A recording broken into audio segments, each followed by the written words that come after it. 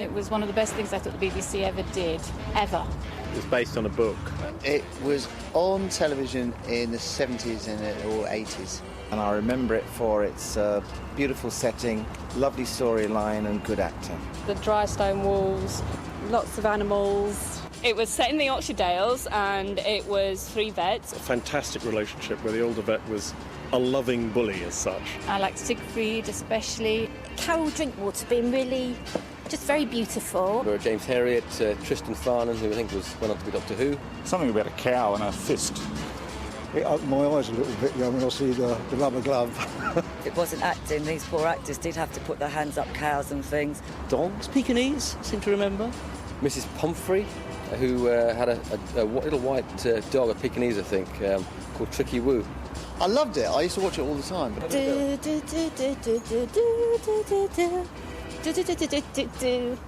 Well, you must have guessed it by now. What have we got? Animals, vets, and being up to your ankles in all manner of what have you. And if you're still not sure, here are some spectacular highlights. To those 15 years. Bye-bye. Bye. Every time an animal's bladder relaxes, we're inundated with urine. Perhaps you might like to see it with me. That would be lovely.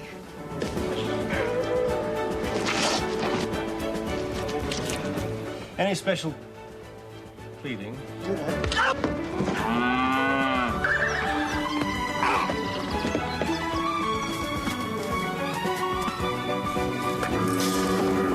Neuter Tricky. Really? Betwixt and between. She's accepting him. Take darling Tricky away. I'm afraid so, Mrs. Pumphrey. But we've never been separated. Not ever. Oh, yes. 20 years on, I'm taking a sentimental journey back to the unforgettable series All Creatures Great and Small, a show that never dates and never fails to cheer me up. I've got a hand-picked audience who can't wait to meet our stars. So before we all get together, I need to have a close-up and personal chat with each of my 4 guests. First, the man who is very much the father figure of the 3 vets. He played Siegfried, and he definitely knew his rabies from his ringworm. And I'm privileged to have with me Robert Hardy.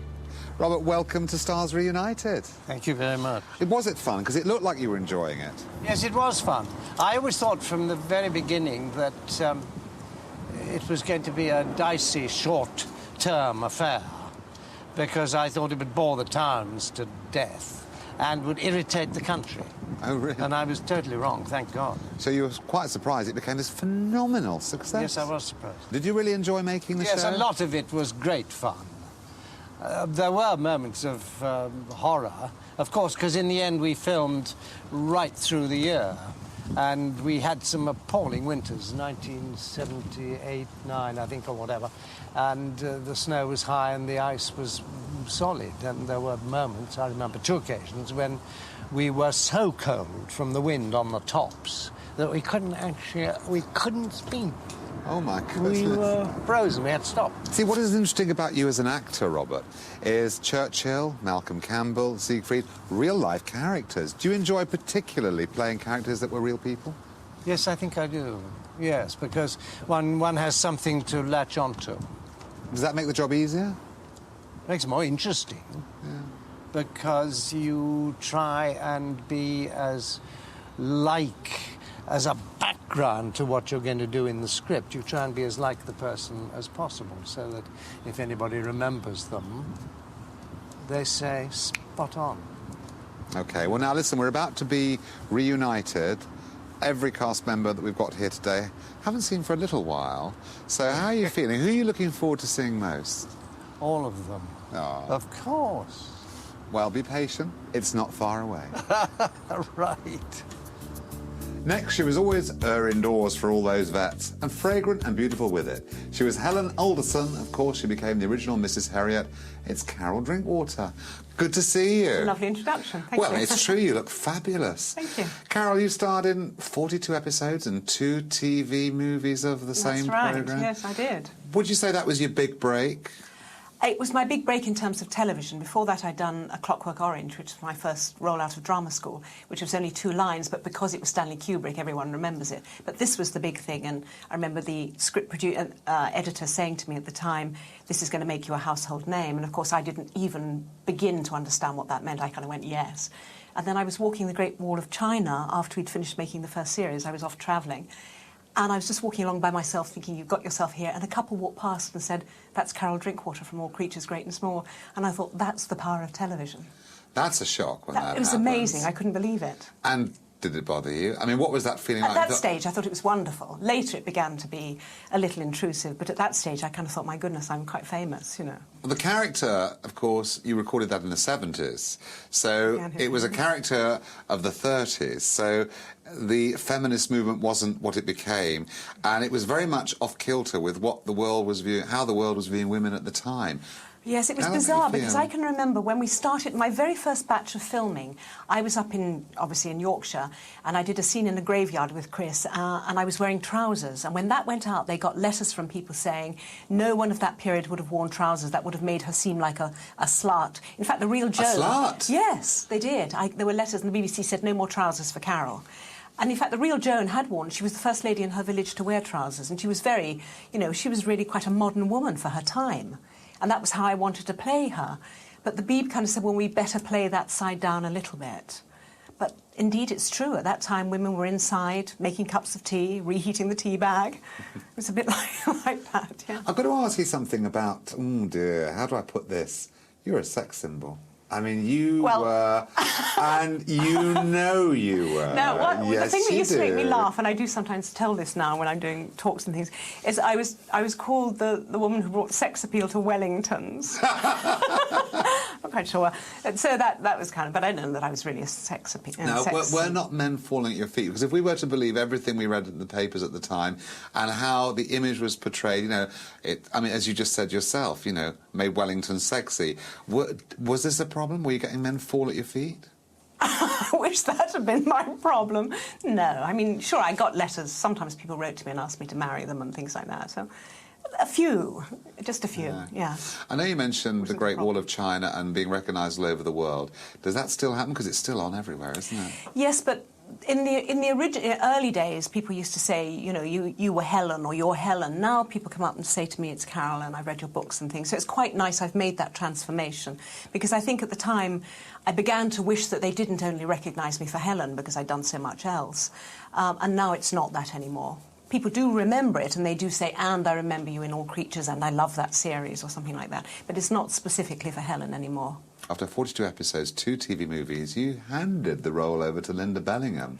Well, I handed it over. I decided to leave because I wanted to go on and do other things, and I was being offered work abroad. But then I was in Australia filming. I was playing Mrs. Cook in a series about Captain Cook, and I was sitting in my hotel room learning my lines and eating my brown rice for the next day's filming, and I heard on the evening news they have recast the role of Helen Herriot. Of course, I immediately turned up the sound, and they said Linda Bellingham, and I went, no, it's my role! I was staring there, it's my role, I want it back. Not because it was Linda, but suddenly I knew I'd given it up. You felt protective about it? I did. I suddenly wanted it back, you know. Did you enjoy watching her? Did you watch her in the role? I've never seen either Linda or me in it.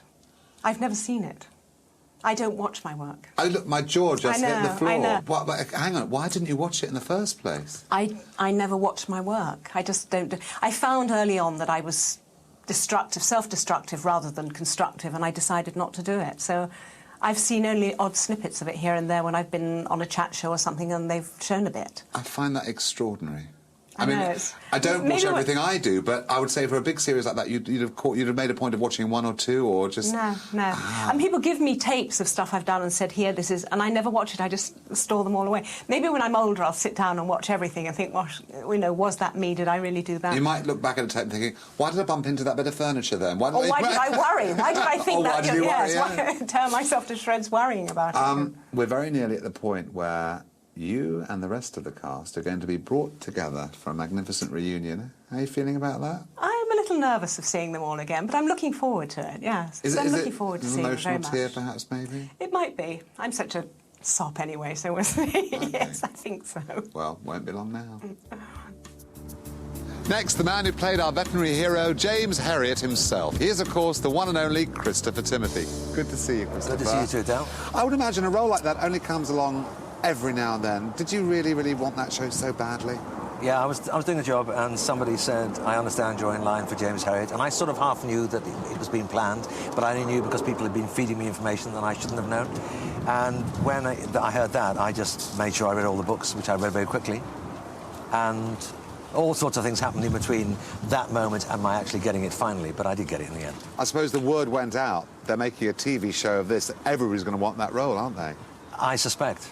Well... So aren't I lucky? You are. Were you an animal lover before the show? Not particularly. I mean, I loved the animals we had. We had a cat called Fluffy when I was a kid, and we had a dog called Nina, a Samoyed, who was beautiful, and I loved her. But no, I wasn't... no. I guess everyone at the time must have had very high expectations for the series, but did you expect it to be such a success? It was huge. Well, I don't know about such a success, but I thought if we get it right, based on the popularity of the books already, which was, you know, worldwide, millions and millions and millions of books were sold, if we got it right, how could it fail? How could it fail? Yeah. We've got animals, no sex, no violence. You're right. How did it succeed?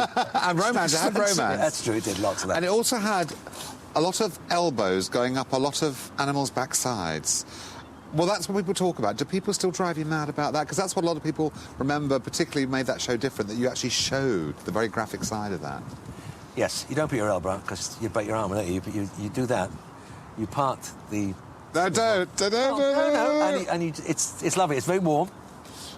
And if you consider the fact that cows are vegetarian, that's not the right word, is it? There's a veterinary word for it, but they're vegetarian. So what they actually produce isn't the normal food smell. It's all right. It's okay. It smells of a farmyard, yeah. It leaves terrible tide marks. That's the only problem. It's the thought of it. I'm just thinking that was such a strong role for any actor. Did that typecast you in any way for a time? I suppose it did. Yes, I hope it did. I mean, there are two reasons why I didn't get much television work after that. One could be that people thought I was rubbish, or that they thought I was James Herriot. Hopefully, hopefully. Yeah, it was. But you know, I wouldn't change anything, not for the world. It was a joyous job to do. Well, listen, you're moments away from being reunited with everybody you had fun with. Really looking forward to it. Well, it's the Two Wives Club today, as we have with us the woman who took over from Carol as the gorgeous Helen Herriot. Fabulous actress Linda Bellingham. Linda, lovely to see you. Hello. Well, you joined the series well into the programme. Were you a fan of the show before you got the part? Oh, completely. I mean, absolutely. And I'm a farmer's daughter anyway. And I'd always watched it, so I knew exactly what they were talking. I mean, I was so thrilled that I was even going to get to meet Bill Sellers, you know, with regard to the part. It must be hard for an actress to walk into a part made famous by another actress and to be welcomed by, I suppose, like a family. Did they welcome you? They were fantastic. And actually, I have to say, you know, creepy, but she's quite an act to follow, Carol Drinkwater. And I always hoped that the wig would help ease me into it. You know, I had this kind of half wig, so the hair was sort of a similar...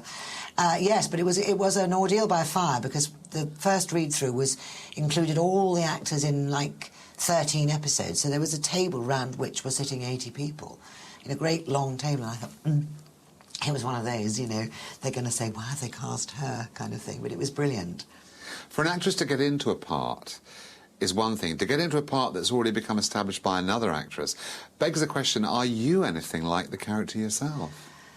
No, she wasn't like me, but it was a period thing, that time in society when those kind of women, you know, if she was neurotic or unhappy about when James was up a field, instead of picking up her mobile or ringing him on his mobile, she'd knead a little bread. She'd make a little bread and do a lot of kneading of dough. It was very relaxing.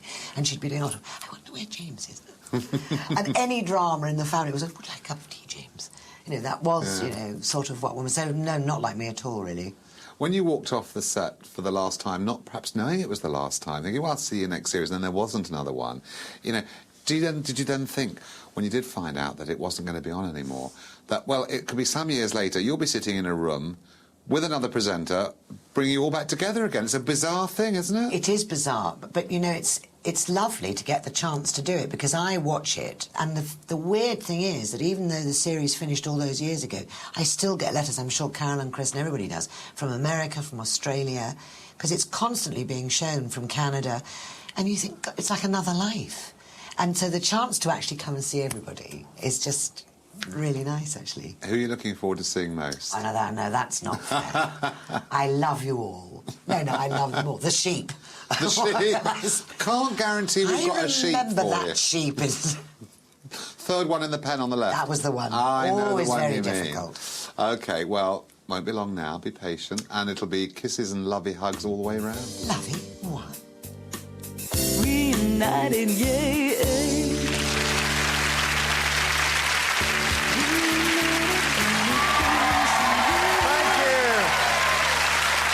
Thank you. Thank you. Well, here's the moment we've all been waiting for. Yes, it's time to get the stars of All Creatures Great and Small back together again. So, stars, reunite. Please welcome Robert Hardy, Carol Drinkwater, Christopher Timothy, Linda Bellingham.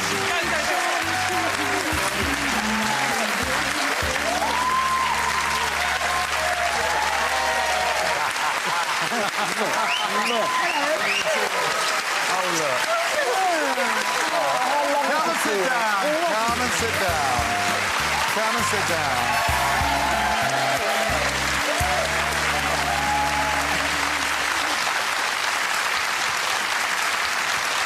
You see, now, doesn't that tell you something? Oh, how they love to see you all back together again. And I have to say, it's a surreal moment for me because I feel like the clock has stopped. Carol, can I ask you, I'll start with you, actually, darling. Did you have any idea of the phenomenal success this show would be? I mean, that bears witness to it. I think at the time, no, we didn't have any idea. And then once we started filming it, do you remember that up in Yorkshire they changed the time of the church service so everyone could rush home and watch it? So they decided that they wanted both. They couldn't not go to church. But they thought, OK, do you remember that? Yeah, but do you remember when you went up for the first thing? You were driving yourself up for the first shoot, and you stopped off at a pub, and they asked you what you were doing, and somebody turned round to explain to his friends what you were at, and they said, oh, All Creatures Great and Small. Yes, it's just a down-market version of Emmerdale Farm. Yes, you did, yeah. I probably made it up. Robert, why do you think it was such a success, Robert? Because it was huge. Well, I think it was innocent. It was about life and about saving life and about real people. After all, that was the joy of it all, was that we were all as near as we could get real people, weren't we? You know, it's very hard to pick out my favourite clip from All Creatures Great and Small because they're all fabulous, but so many of them involve having your arm up to goodness knows what, if you get my drift. Have a look.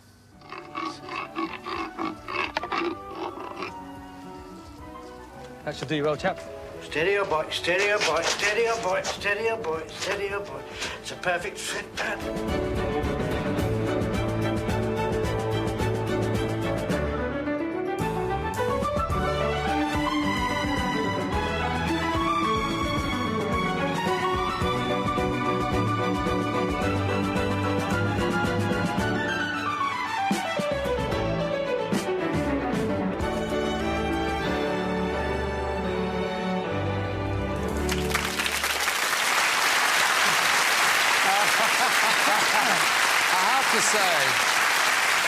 Robert,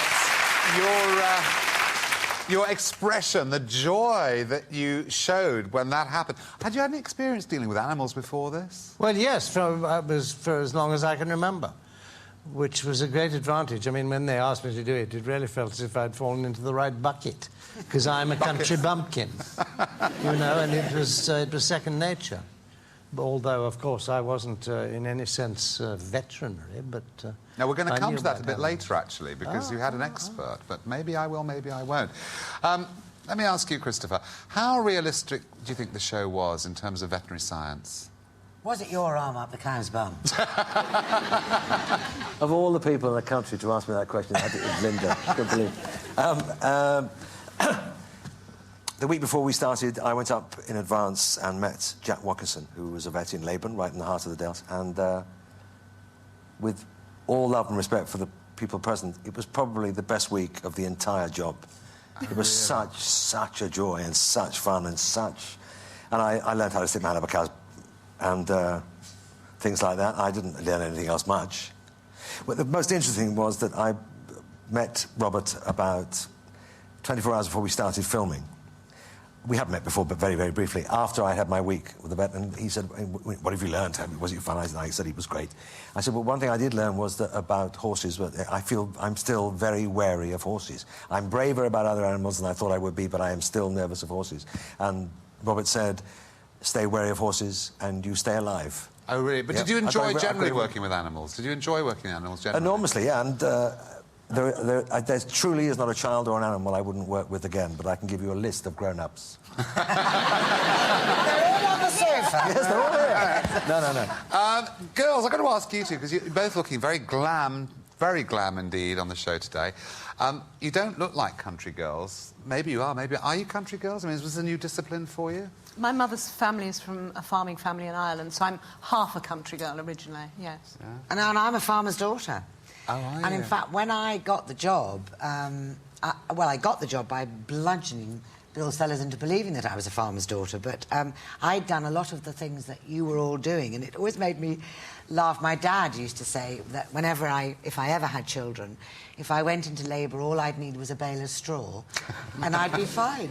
And when I turned up with my second son, who was 6 weeks old in the last series, these two were no good at all, you know. I kept walking about this. They were very good with the animals, but they didn't know quite what to do with this 6-week-old baby, so I said, just give me a bale of straw, I'd have been fine. Well, Linda, I have to say, I don't think it was all acting when you got all dewy-eyed about one particular puppy. This is fabulous. Just have a look at that.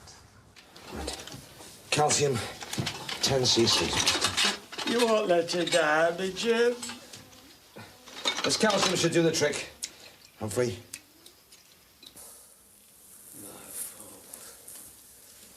So it battered the scalp like I'd me. love a cup of tea, Humphrey. Oh, I said when I leave. I think my husband would like one too. Please, Humphrey. But Myrtle. We'll take care of Myrtle. Aye. You get on with the job.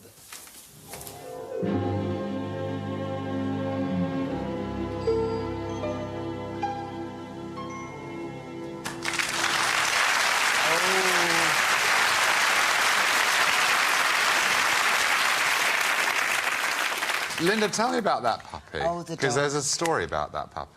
My first son was 4 years old, and we were doing this series, and he had gone on and on about a dog, and we lived in London, and I said, we cannot have a dog, you won't look after it. I will, you know how they are.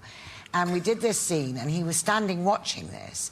So we spent a day with this dog, and the puppies were born, and my son just fell in love with this one dog, which had a little white mark here. Anyway, my son went on and on and on, and the farmer's wife said, oh, go on, let him have a puppy. I remember. Oh, dear. Anyway, we went back to London. I wasn't filming for a couple of weeks. 6 weeks later, we get on the train. We go back up to Yorkshire to get this puppy. And the farmer's wife had knitted my son one of those jumpers with collie dogs all in a row like this. So she presented him with the jumper, and then we went and got Star, as we called him, and he was with us for 16 years, and he died last year. Oh. Very happily, I have to say. But because he lived in London and there weren't many sheep to herd, I used to take him into the woods in Highgate, and he'd herd all the general public. Anybody and he was the most brilliant goalkeeper ever known to man as a dog. He would sit in goal, and he'd... Honestly, David Seaman, eat your heart out. Oh, wonderful. That's a lovely story. But, you know, it wasn't just the animals that made the show so popular. It was very hot on the romance front. It was the 30s, and it was very much a brief encounter with a happy ending for you, Christopher. You were the envy of every man in the world, because you always got the girl. Have a look. Hello.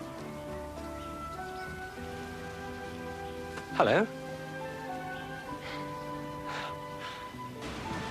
Calf is in one of the hill pastures. Look, you can see it from here. I'll take your word for it. We're in for a bit of a walk, I'm afraid. Oh, I don't mind. I don't mind in the least. Hello, Helen. I'm not too early, am I? No, of course not. What a wretched evening. Yes.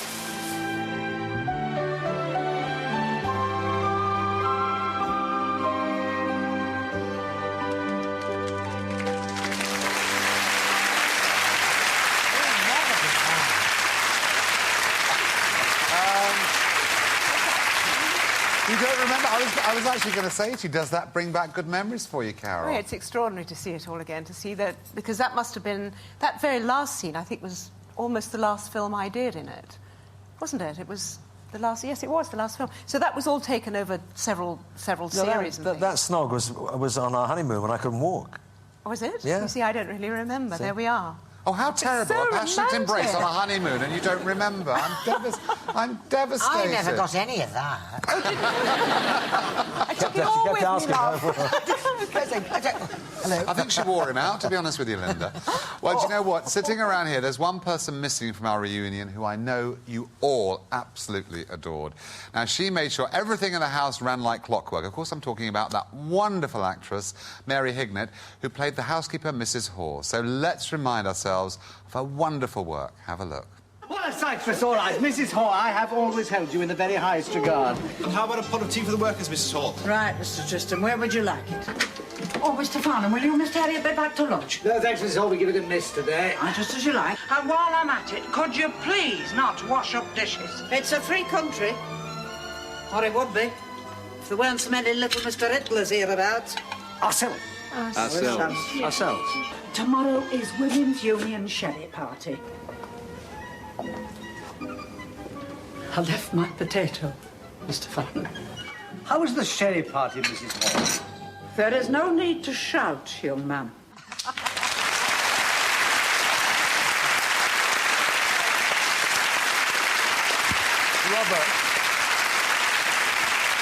Robert, when you look at that, I mean, she was magnificent, but I have to ask you, was she as stern as she looked? Because she looked a bit severe at times. Oh, yes, well, that was the job. No, she was the warmest-hearted, most genial, most enchanting companion. A vulnerable lady, too. A vulnerable lady, yes.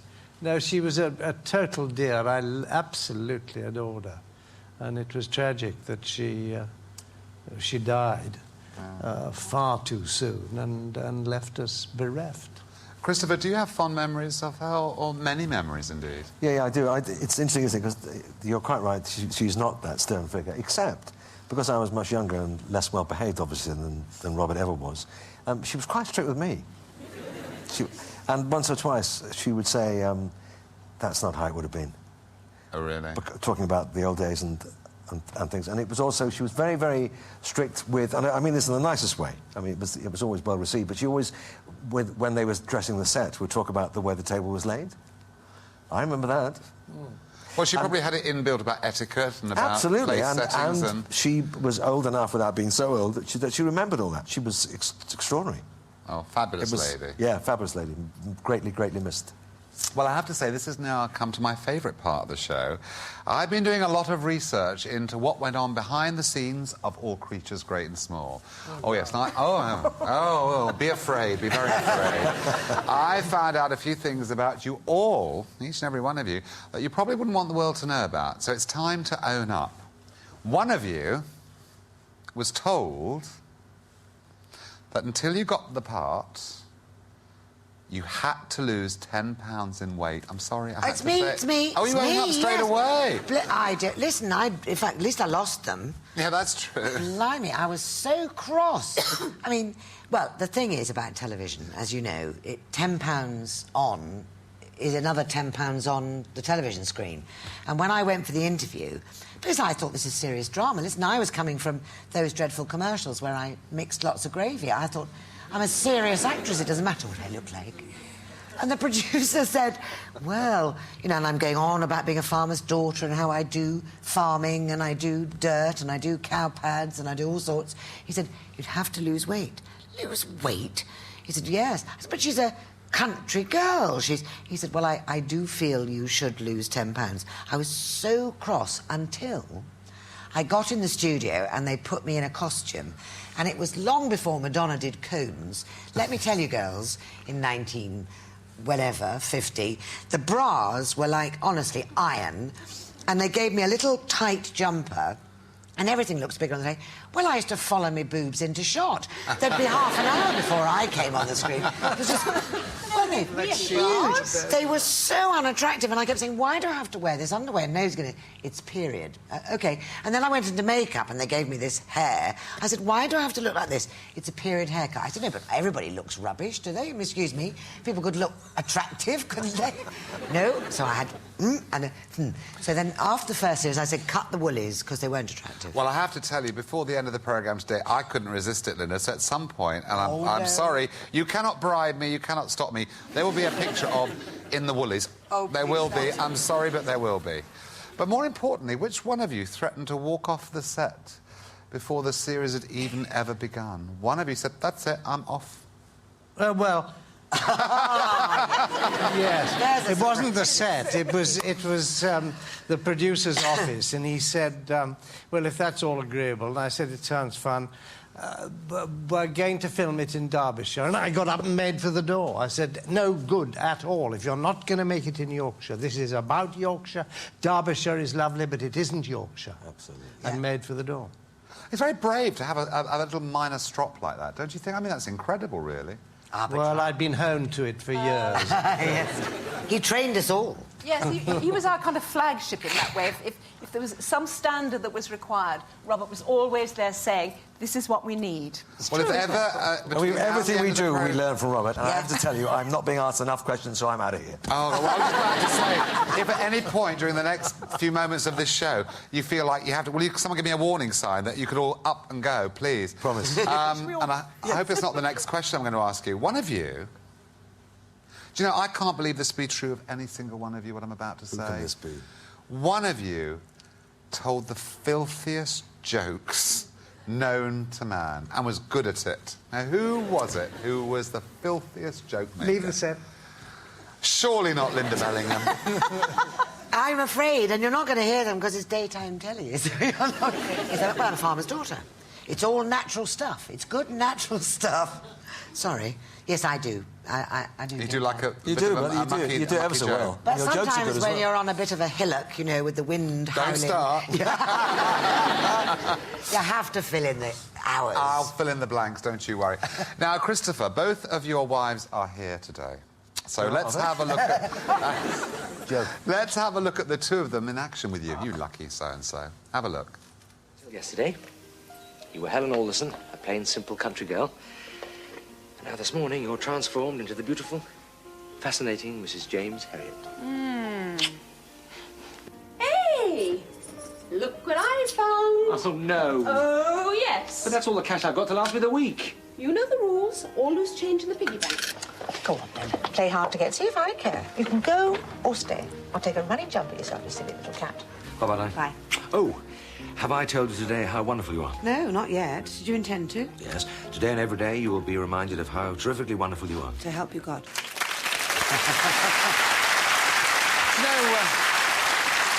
I'd forgotten. You know, you see, it's amazing what tricks the memory plays on you. I remember a lot of things in the field with cows and dogs and things. A lot of lying down going on there. Yes, you spent the entire series in bed. I know. And Christopher, also, did you not think that the Mrs. Herriots got more of a handful as time went on? I'm not a torturer, I know what you mean. Because I never laid down. The thing about the 30s is that I did a lot of research, and people used to lie down in the 30s as well. Did they? I checked. I'm not going to... You know, I just think it I looked take great. the job just as seriously as Robert Hardy does. Listen, not only was the series... They were both a joy. I mean, that's because I should say the right things, but they were both a joy. And I have to say, and I still maintain, that Linda had the most untenable task. Oh, replacing Carol? Yeah, sure. Yeah. It's not to do with... It's to do with the fact that it had been so hugely successful, and it was the team that was successful, you know, the group and the clever and all that stuff, and suddenly one member wasn't with us, and so don't do any more would be the wisest thing, you would think. and Linda comes along and saved the day. Very lucky, because so they were very important is good the to cast, me. isn't They it? were very The good. blend of actors, that if you get it right from day one, that's the magic, isn't it, if you all bond. And then to have someone come in and it still works. Don't you agree, looking at that, ladies and gentlemen, it was actually a very smooth transition. I think we look very similar, in fact. I was actually sitting here thinking, which one of us is that? Yes, I mean, I think it was very clever, actually. I went to bed with one and woke up with another. Not only was the series authentic in terms of the vet, Sorry. but also in the terms of the clothes to the very last detail. I wonder about those clothes. Girls, what were they like to wear? I've given you my version. Well, they never gave me any bras. I had to supply my own. Really? Yes. Oh, no, I had to wear... No, I had lots of floral clothes. Many of them we went and got. I did. I had floral hats. I had floral blouses, floral skirts. But I'd like wearing them. They were fun to wear, I think. I don't know how flattering I really think they were. I mean, I often looked in the mirror and thought, I don't know about this. Well, Linda mentioned just now about the dear, torpedo boobs in the knitted jumper. Oh, no, I think I can't let the moment pass. What do you think? I think we have to see... They'll never come back into fashion, be grateful. They never went out for some of us, Linda. Have a look at this. The important thing is there'd be someone to share the load. Still, I suppose you could live in the attic. Ah, problem solved. We were very happy up there, weren't we? Nobody's lived in it since 1939, you know. It'll have to be completely redecorated. Oh. Oh. I thought that was really smart.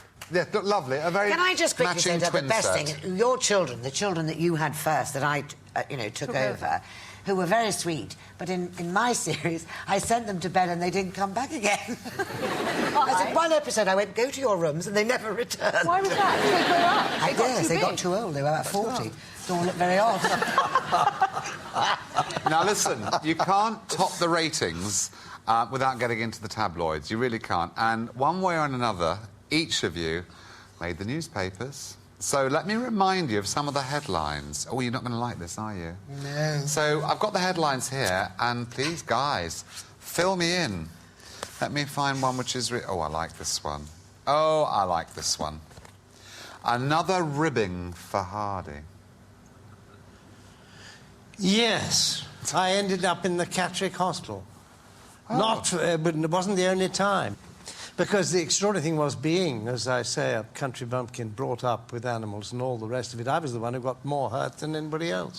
Yes, I remember you getting hurt once. Yeah. Because the directors used to say, no, you do this stuck in the middle of the field, you inject it or whatever, and the advising vets, whom God preserve, they were just wonderful, would say, no, you can't do that. You put it in a corner, you tie its head, and so on. And I remember being on the head rope of a stirk, jabbing in the needle in absolutely the right place, and the stirk went mad, and I hung on, and I was dragged over some rocks, and 3 ribs cracked. I was very sorry for myself, but I was very cross, too, because I thought, this is because they're not doing the thing properly. And so I stayed quite ill for quite a few days. If you have an expert, use the expert's advice. That's what they're for. If you have an expert around and we need one, follow the advice. That's what they're for. Absolutely. Here's an interesting one for the girls. Women give no cheers for all creatures.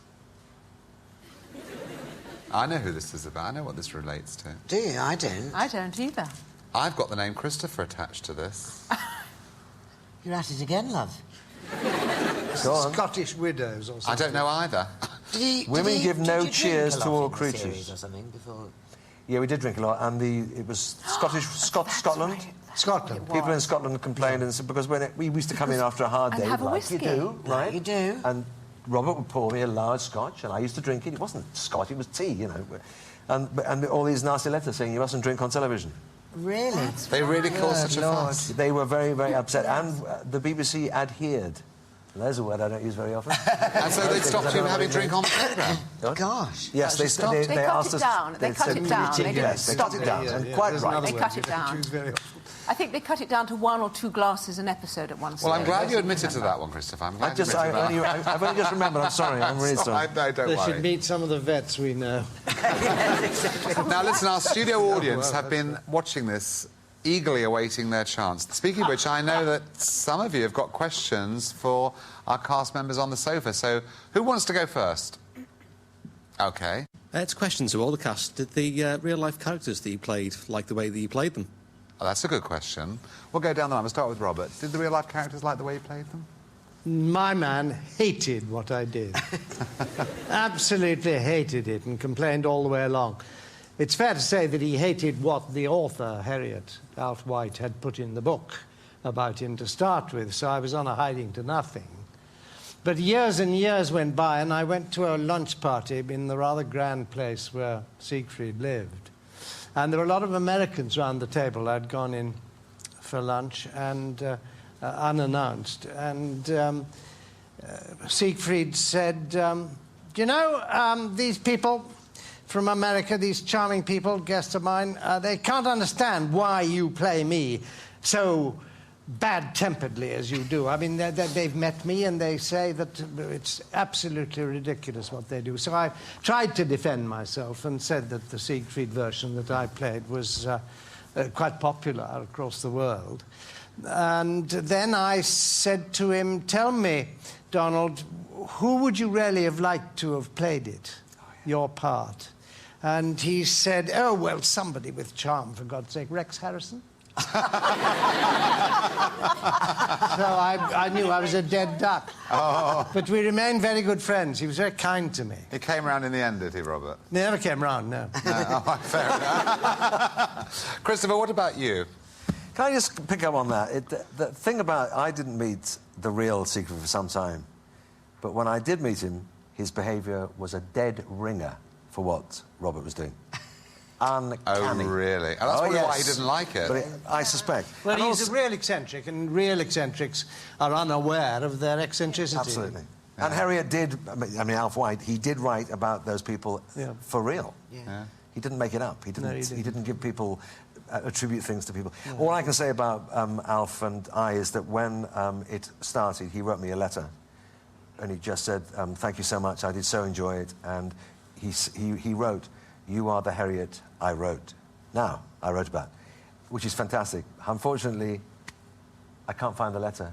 So and Alf sadly is dead, so I could be making it up. But I promise you that's what the letter said, and I was tickled pink. Oh, that's nice. Yeah, of course. That's wonderful. And he was hugely supportive of us, wasn't he? Wasn't he? All of us. Yes, so...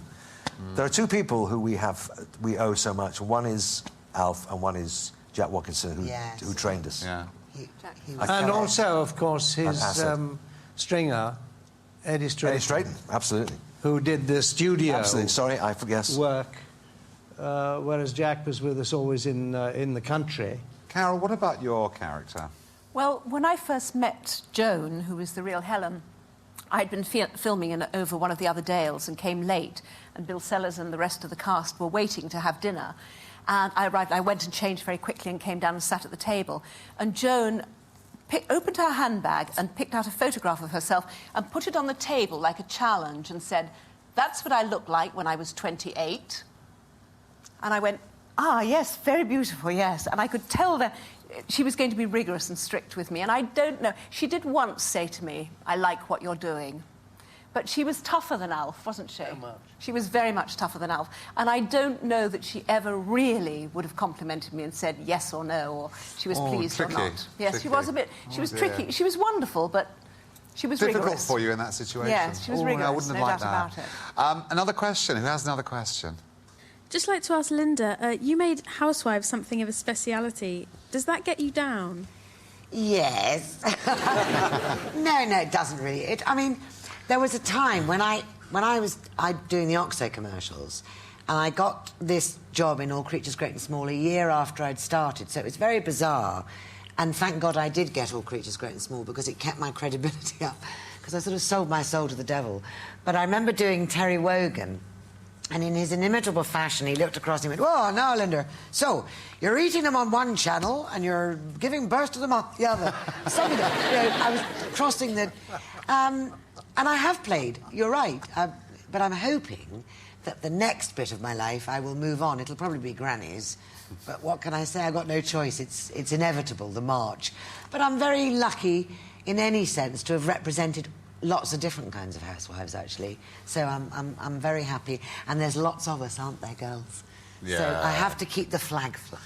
Well, thank you for your questions. That was good. Hang on a minute. As nice as these reunions are, and this one in particular, I found someone else who I thought you'd like to catch up with. He played a crucial part in this series from day one, and I know the boys haven't seen him in years, and you've mentioned him already tonight. He was the man who taught the boys literally everything they needed to know about being a vet. That's because he is a vet. Please welcome Jack Watkinson.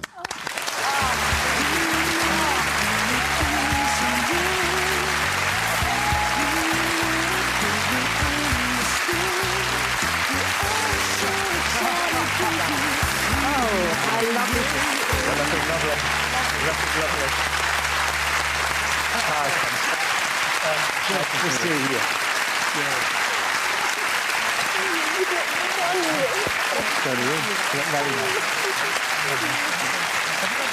Come and sit down. Lovely to see you, Jack. Lovely to see you. It's a good job we talk nicely about you, then, isn't it? I was going to say, you must have felt great standing back there, hearing them all say these wonderful things about you. Oh, of course. You've still got your bow ties. As always. Yep. Jack, can I take you back? Let's have a look at a little videotape of a lamb being born and all creatures great and small. I know you were there, you oversaw the whole thing. Have a look at this.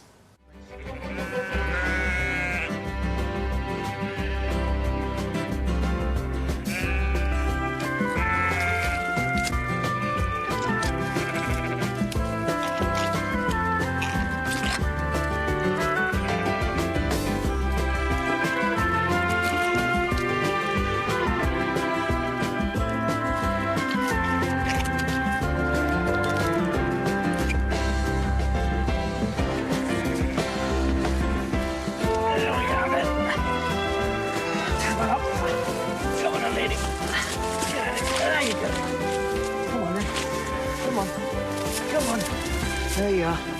There you are.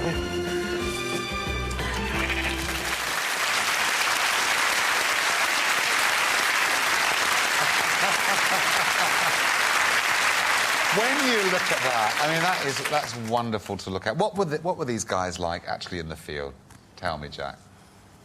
Hopeless. I never thought I would say this. Very professional, very keen. In fact, they picked up all my bad habits as well as my...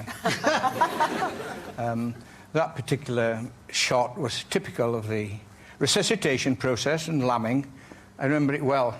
It was at Betsy Terry's at Barton. That's a few days ago. There's a lot of that water has run down since then. Your question was, what were they like to work with? Frustrating, but great fun.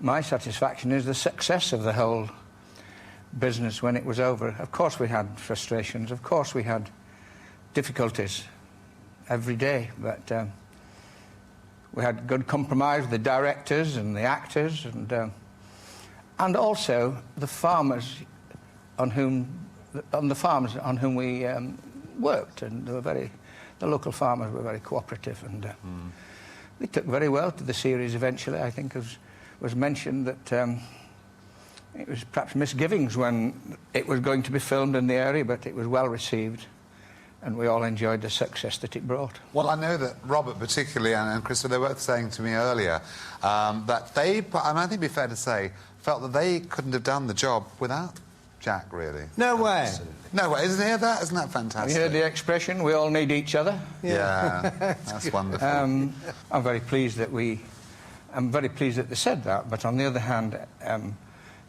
like I say, I was very appreciative of the efforts that they put in, because it must have been quite frightening sometimes. I recall the very first day of filming. I was new to it. In fact, when the BBC came to my office for the very first time, my secretary said, "There's two men from the BBC at the door." I thought I hadn't paid my licence. That's frightening That enough. was my first reaction. But we got to know each other. Chris stayed with me for a week, and the very first day of filming, it was as new to me as it is sitting here.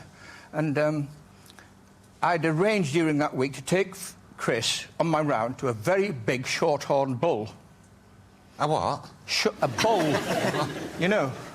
Short-horned. Bull. Short-horned bull. A short-horned. That's Sorry, the breed.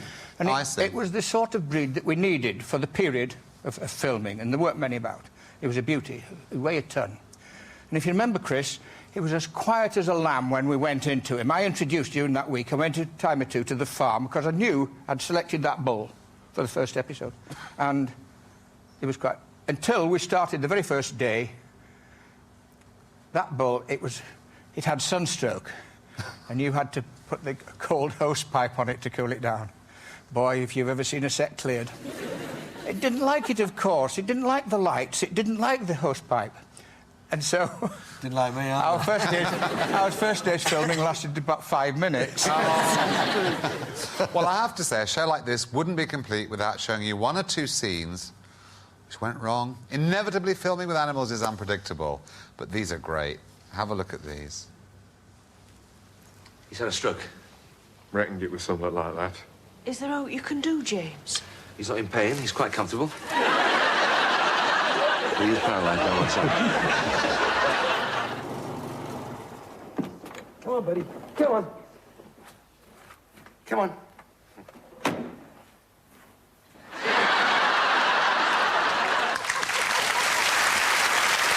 Fantastic. That's the cutest moment when the dog comes up. That's great. Well, that was then, but this is now. Robert, you never stop. You never seem to stop. What are you doing at the moment? I've just finished my contribution to Harry Potter #3. Brilliant. Playing the Minister for Magic, Cornelius Fudge. Good character for me. You enjoy... You never stop loving the business, have you? No. But I'm just sad that there's one of our members, a very important member, missing today. He can't be here. Peter Davison. Oh, yes. Absolutely. Who played my little brother. He was invited, but sadly... I know he was invited, but he's always working. He's always working. OK. But well, he was so important today. That's vital. Yeah. Well, we wish you continued success, Robert. Thank you. I don't need to say, Carol, what are you doing? I actually don't, because I know already, because I'm a fan. A successful writer. You've lived for a long while in the south of France. I have. I am still an actress. I haven't given up acting. So, but hey, but look I have, at these. This is book after book after book, and these are so good. Thank you. Do you enjoy writing as much as you enjoy? I love writing. I like the combination of both, because sometimes writing is too solitary. Yeah. But I love the fact that I have something that I've created myself that is my own. And I love sneaking into bookshops, and because this is 2 books from a trilogy of books that I call my Olive Trilogy, and it's lovely going into a bookshop and looking on the shelves and seeing The Olive Farm, Carol Drinkwater. I mean, it does give me... I wrote that. Yeah, nice feeling. It's a huge thrill it gives me, yes. Well, continued success with that. Christopher, I kind of know, because I see you all the time on the telly. Yeah. Another one that doesn't stop. Tell me. Enjoying Doctors? I am enjoying it enormously, yeah. I so like working. Yeah? I just so like it, yeah. And I'm like the character I'm playing, quite. He's not a saint, he's not a saviour, he's not a very good man, really, and I enjoy that even more. And I'm working with Pete Labmar. Excellent. What more can you ask? No, that's perfect. Continued success. Thank you, whoever is responsible. Well, we wish you continued success. Linda, Ian Burlesque yet? No, not yet, but I'm working on it. No, I'm still here. You can't get rid of me. No, I wouldn't want to. I've just done my first granny in DL and Pascoe, which you'll all enjoy. I know you'll all enjoy. Dizzy and Pascal, wonderful show. I enjoyed it so much, I can't tell you. No, it's fine. And onwards and upwards is what I say. And Odd Socks, I've done a series playing a laundrette manageress. Fantastic, fantastic. Well, I have to say, it's been wonderful to see you all. Haven't they been great? Fantastic. Well, wonderful. Whoa. This has been one of my favourite Stars Reunited. I've really enjoyed it. So thank you for joining me on the programme, and don't forget, we'll do it all again very soon. Take care.